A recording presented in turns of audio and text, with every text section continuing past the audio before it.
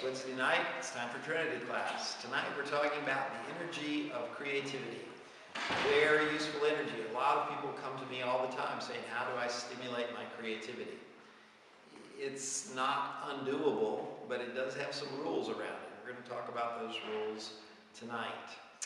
One of the main things that is required for you to get creativity going in your life is you have to understand that creativity lives within a structure, and that structure has to engage both sides of your brain.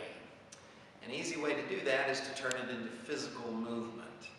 Laziness is the #1 killer of creativity. So this here, where I just lackadaisically put my arms out but don't move my legs, isn't going to work. I can do that with one side of my brain. To really make creativity work, I'm going to have to do something that engages both sides. So I'm going to step fully forward and back, and then I'm going to step out with the other leg and back.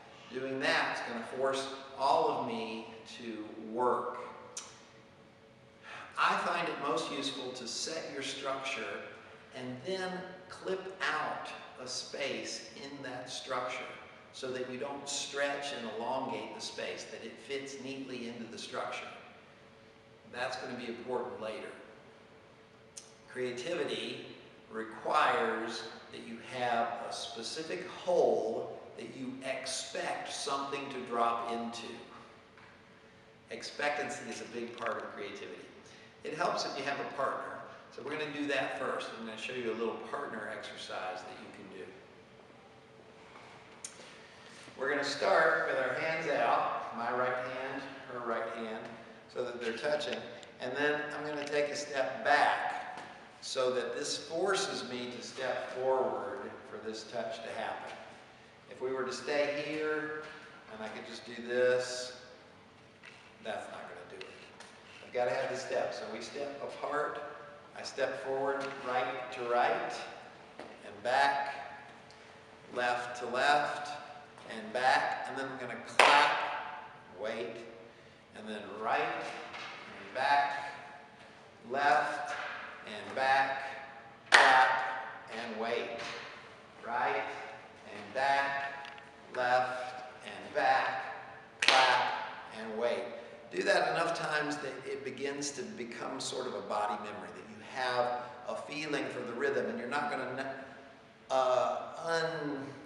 unconsciously stretch it out, that your body will begin to set the clock for it so that the spaces stay exactly the same.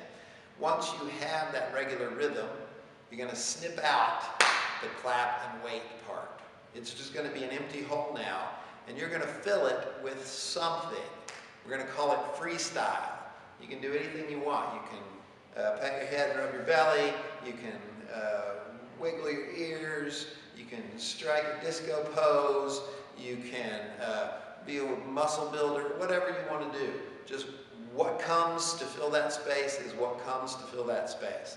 So we go right and back, left and back. Freestyle.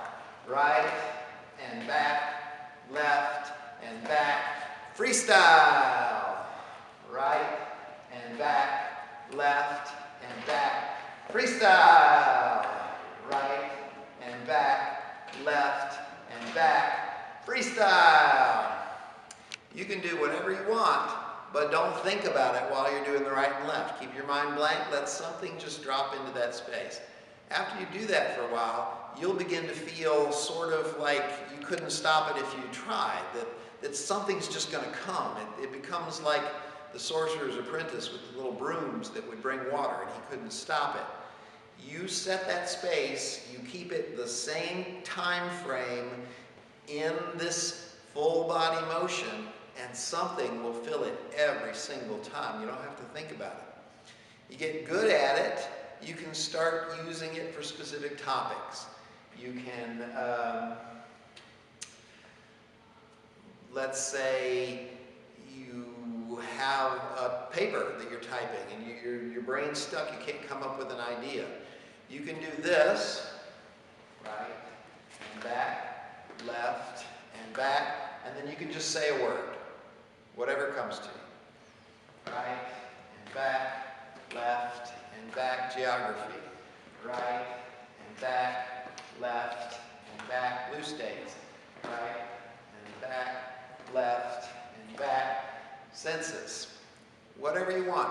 It will start to prime the pump, and you'll begin to fill in, and you have all these loose pieces, and then you just stop and take a moment and let your left brain put them all together, and you go, oh yeah, I see what I can do, and you begin to type with that.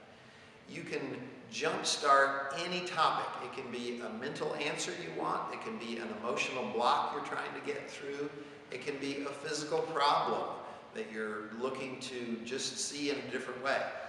Anything can be approached with creativity, but you have to use creativity with some very strict parameters. It has to stay within its rhythmic structure. It has to have a defined empty space that it is supposed to fill. And you can't put a bunch of rules on it. You can't say, okay, I only want answers about this, and I'm not going to be looking at that. You can't stuff that empty space full of rules. It has to just be whatever comes. You can't stretch the space. You can't say, right, back, left, back. Okay, let me think. You've blown it then. You've gotten out of the rhythm. You have to stay in the rhythm. The empty box that you've created is fairly rigid. You cannot stretch it or compress it, and you can't pile a bunch of rules into it. But if you work within those parameters, the full right and left brain engaged, the space held in a rhythmic structure, and the no rules crowding out that structure, you can do it in any way. We've been doing sort of a left-right patty cake, but you can do it while you walk, you can do it while you swim, you can do anything that engages the left and right parts of your body, and snip out a little space in that structure. Let it become your holding space, and stuff will begin to fall into it. That's how creativity works. If you think that's cool, come to Trinity class. We'll have more next time.